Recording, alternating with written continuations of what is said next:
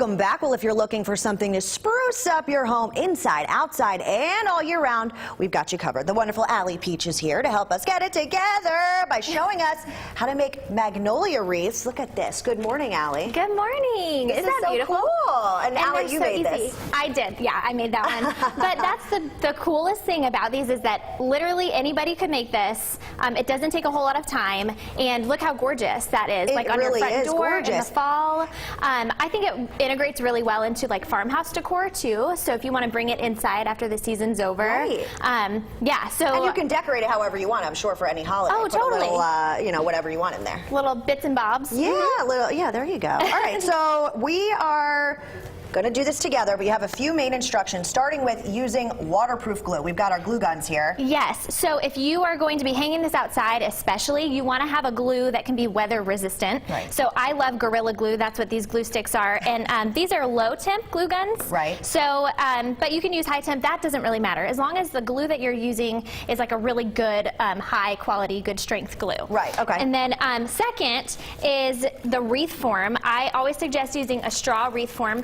This is 14 inches, and I would not go any smaller than this because you'll see that you won't have too much space in the middle of the wreath if you do that. That makes sense. Yeah. You could go bigger for sure, but this is a 14-inch, and this was like less than $4 at Joann. Oh, perfect. This wreath form, yeah. Perfect. And then the leaves are free. Oh, so yeah. So you're spending money on glue and $4 wreath form. Okay, so let's get started because I don't want to run out of time. Okay, so I'm going to throw some leaves your way. Here, take these.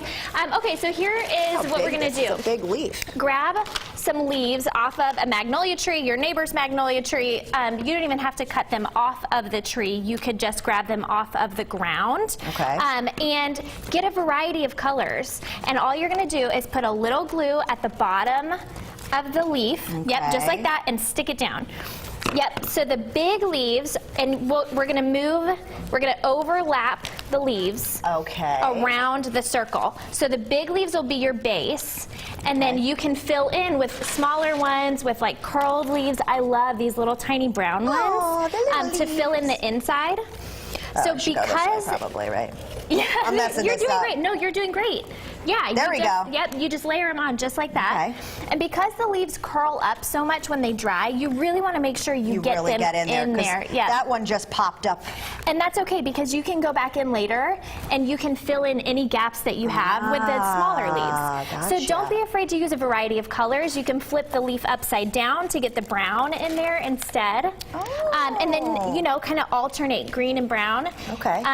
You can even use these curled leaves. Like, look how pretty this is when you put this on there and it's folded in half. Oh, yeah. It gives it, like, extra, like, different colors texture. And, like, more character. You are a hot glue mess, girl. I know. I'm a hot something, but it's not glue. No, that actually looks really good, though. It's looking good. Don't fall off. Don't fall off. Yeah. So, obviously, you would continue with this. Keep going around. Yep. Going around and around. And that seems pretty easy. And then look how beautiful this looks. It's, like, feathered almost. Yes, and anyone can do this. I promise you. Yeah. It is not hard. If I spent the rest of the time finishing this, I could probably actually You could have it done, yep. All right. Well, thank you so much for coming in, Allie. We love this. Every Wednesday at this time, she comes in to help us get it together. And listen up to this. A lot of people are going to like this. Next week, she'll have tips to make your own pumpkin spice latte, people, at your own house. Jackie Brown, what you think? I think